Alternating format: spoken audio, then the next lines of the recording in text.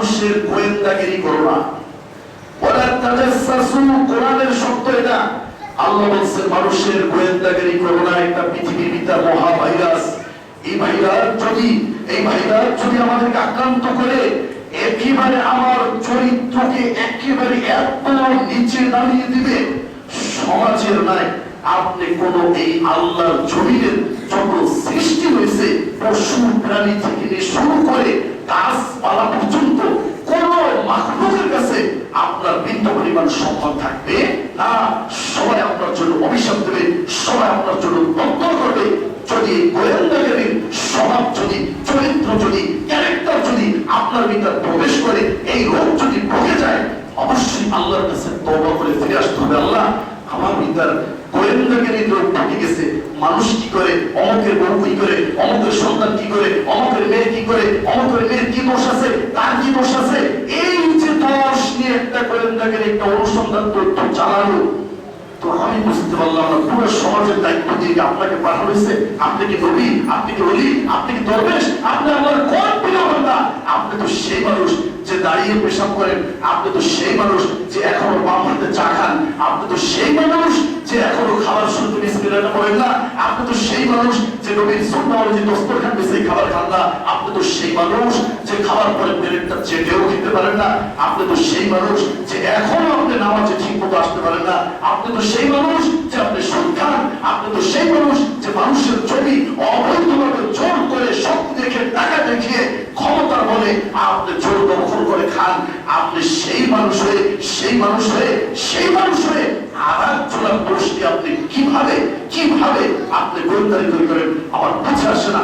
আশ্চর্য লাগে, যে মানুষের এত দোষ, এত অন্যায়, এরকম যদি দোষ ধরার কেউ থাকে, দোষ যদি অনুসন্ধান করার কেউ থাকে, তাহলে পৃথিবীর ভিতরে একজন ছিল, তিনি কে? মুহাম্মদুর রাসূলুল্লাহ সাল্লাল্লাহু আলাইহি ওয়াসাল্লাম, যার কোনো দোষ ছিল না। তারপরেও তাকে কত অপমান, কত কিছু দিয়ে মক্কা থেকে বের করে দিয়েছে।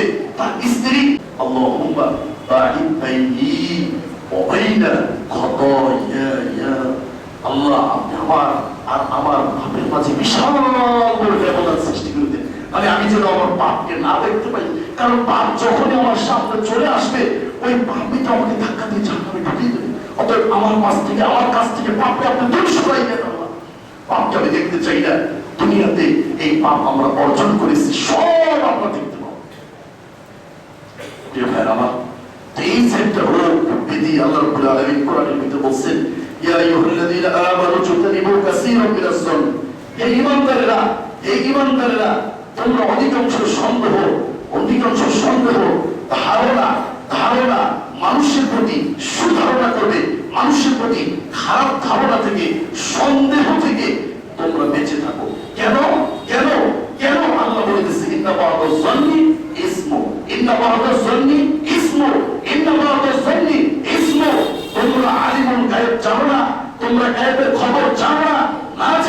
না জেনে অনর্থ আরেকজনের পিছে পড়ে, আরেকজনের দোষ অনুসন্ধান করে, তাকে সন্দেহের ভিতরে ফেলে, তার পিছনে লেগে, এটা যখনই তুমি করতে যাবে, এটা তোমার জন্য বড় একটা পাপের কারণ হয়ে যাবে। কারণ তোমার ধারণা সঠিক হবে না, তোমার ধারণা সত্য হবে না, তোমার ধারণা মিথ্যা হবে, তোমার সন্দেহ কখনোই সত্যি পরিণত হবে না। কারণ আল্লাহই বলে দিয়েছে, ইন্না বা'দাজ যন্নি ইসমু, তোমার ধারণা অবশ্যই সেটা পাপ, সেটা বাড়াবাড়ি, সেটা সীমালঙ্ঘন, সেটা অন্যায়। তোমার এই ভাইয়ের বিরুদ্ধে এটা তোমার চক্রান্ত, তোমার স্বার্থে আঘাত করেছে, সেই স্বার্থকে হাসিল করার জন্য তাকে যে কোনো মূল্যে সন্দেহ করে, অপবাদ দিয়ে, সমাজ থেকে তাড়িয়ে দিয়ে, সমাজের মানুষের সামনে তাকে লাগামি চুয়ানি খাওয়াইয়ে, নাকতলা খাওয়াইয়ে, তারপরে তোমার মনের ভিতরে একটা হাসি দাও, এটা শয়তানের হাসি। এই হাসি তোমাকে জাহান্নামে নিয়ে যাবে। তুমি তোমার ভাইকে কোন সাহসে, কিভাবে তুমি সন্দেহ করলে? তুমি কি আয়াত পড়ো নাই যে সন্দেহ করা এটা মহাপাপ, সন্দেহ করা মহাপাপ, কোনোভাবেই সন্দেহ করা যাবে না। আল্লাহর নবীর স্ত্রী আম্মাজান আয়েশা রাদিয়াল্লাহু তাআলা আনহা, তাকে আল্লাহর নবীর সাথে সফরে গেছে, তার হাতটা একটু হারাই গেছে, একটু পিছিয়ে পড়ছে।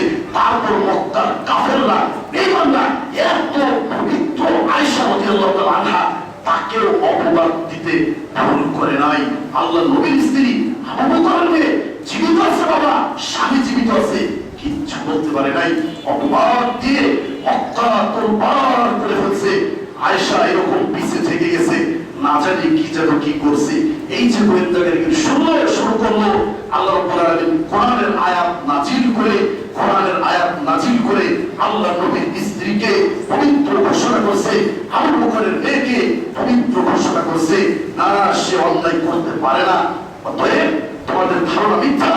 তোমরা এই যুগে যারা ওই আশার যে অপবাদ দিয়েছিল, তার পিছনে লেগেছিল, গোয়েন্দাগিরি করেছিল, তা যদি তোমরা আজকের সমাজে থাকো, তোমরা যদি মানুষের দোষ দেওয়াকে অনুসন্ধান করতে চাও, পরের মেয়েকে নিয়ে তোমরা বদনাম ছড়াইতে চাও, পরের মেয়েকে তোমরা সমাজের সামনে তোমরা একেবারে হীন, একেবারে নিকৃষ্ট, জঘন্য বানাতে চাও, ওই লোকের মান সম্মান নিয়ে যদি তোমরা টানাটানি করতে চাও, শুনে রাখো, শুনে রাখো, সেই আয়েশার যারা অপবাদ দিয়েছিল, তাদের যে অবস্থা হয়েছিল, সেই কোরআন এখনো চলে যায় নাই, সেই কোরআনের বিধান এখনো বিলুপ্ত হয় নাই, সেই কোরআন এখনো তোমাদের মাঝে আছে। হয়তো সেই ঘটনা যাদেরকে নিয়ে হয়েছিল তারা পৃথিবী থেকে চলে গেছে, কিন্তু সেই কোরআন আছে, সেই বিধান আছে, সেই সব কিছু আছে। অতএব তোমরাও যারা মানুষের গোয়েন্দাগিরি করবে, মানুষকে অপবাদ দিবে, দুর্নাম ছড়াবে, বদনাম ছড়াবে, তোমাদেরও সেই একই অবস্থা হবে সেই কোরআনের বিধান অনুযায়ী। ঠিক এটা বলো, অতএব সাবধান, খুব কঠিন। আল্লাহ বলছেন ওয়ালা ইয়াগতাব বা'দুকুম বা'দা, এই যে আল্লাহ বলে দিয়েছেন যে তোমরা পরস্পর একজন আরেকজনের দুর্নাম, কুৎসা, নিন্দা, পরনিন্দা এগুলো তোমরা করবে না। আর তুমি তো মুমিন, তুমি তো একেবারে উত্তম মানুষ, তোমার অন্তরটা পবিত্র, তোমার সম্পর্ক আল্লাহর সাথে, তোমার সম্পর্ক নবীর সাথে। আর এগুলো তো শয়তানি কাজ, মুনাফিকি কাজ, পাপীদের কাজ, মুশরিকদের কাজ, বেঈমানদের কাজ, মুনাফিকদের কাজ, নালায়েকদের কাজ। তুমি পবিত্র মানুষ হয়ে, ইমানদার হয়ে, মুসলিম হয়ে, পাঁচ ওয়াক্ত নামাজ পড়ে, হজ করে, পবিত্রতা দিয়ে এরকম একটা নোংরা কাজ, এই কৃষ্ণ কাজের সাথে তুমি কেন জড়িত হবে? তুমি কেন এটার সাথে গেলে? তুমি তো ইমানদার, তুমি তো মুসলমান, তোমার মাথায় তুমি, তোমার মুখে দাঁড়ি, তোমার সব কিছু ঠিক আছে, ইসলামের নিদর্শনে তুমি বেঁচে আসো। আর তুমি এই ঘৃণিত শয়তানের স্বভাব, এই কৃষ্ণ একেবারে জঘন্য একটা বৈশিষ্ট্য তোমার ভিতরে কেন আনলে? আল্লাহর কাছে ক্ষমা চাও, আল্লাহ এই বৈশিষ্ট্য তুমি আমার ভিতর থেকে একেবারে জীবনের ধরে তুমি ভেনিশ করে দাও, দূর করে দাও, নিশ্চিন্ত করে দাও। আল্লাহ কি বলছেন? কত সুন্দরভাবে কোরআনের আয়াত বলছেন। আল্লাহ বলছেন, এই কথা বলার পরে বলছেন আইয়ুহিব্বু আহাদুকুম আন ইয়াকুলা লাহমা আখিহি মাইতা, বলছে শোনো, এই যে তোমরা গোয়েন্দাগিরি করো আর মানুষের পিছনে লেগে আসো, কে কি করে না করে, আরে দোষ তো ধরবে আল্লাহ। আল্লাহ সারা পৃথিবীতে আর কোন এরকম একেবারে নিষ্পুরুষ, নিষ্পাপ, একেবারে নিরেট মানুষ পৃথিবীতে নাই। যদি আল্লাহ তোমার দোষ ধরে তাহলে সেটা ঠিক আছে, তুমি কেমনে দোষ ধরো? তোমার নিজের পিছনে ফুটা ফুটা তুমি আরেকজনের দোষ কিভাবে ধরো?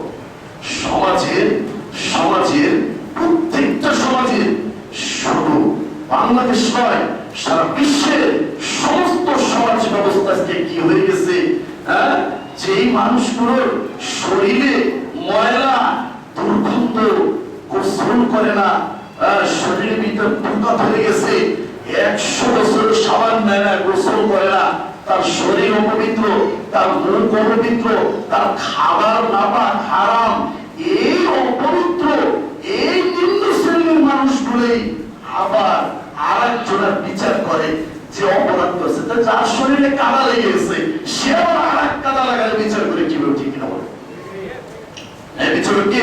আল্লাহ। আল্লাহ, তার কোনো অপরাধ নেই, তার কোনো দোষ নেই, সবকিছু তো মুক্ত।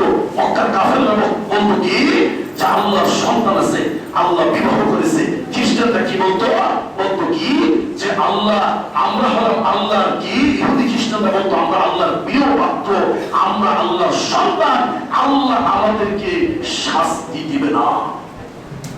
ইহুদি খ্রিস্টান বলতো যে তোমরা যদি ইহুদি খ্রিস্টান না হও তাহলে পশ্চিমকালে তোমরা জান্নাতে যেতে পারবে না। তারা নিজেদেরকে পবিত্র মনে করত। প্রিয় ভাইয়েরা আমার, আসলে কি তাই? ইহুদি খ্রিস্টানটাকে পবিত্র? তাহলে আল্লাহ কেন কোরআনে বললেন ইন্নামাল মুশরিকুনা নাজাসুন ফালা ইয়াকরাবুল মাসজিদাল হারাম বা'দা আমিহিম হাযা। সাবধান, মুশরিকরা অপবিত্র, তারা তাদের ভিতরে কুফরি শিরক রয়েছে। আগামী বছর আগামী বছর থেকে মসজিদুল হারামে কোন অপবিত্র কাফের মুশরিক বেঈমানের কোন জায়গা হবে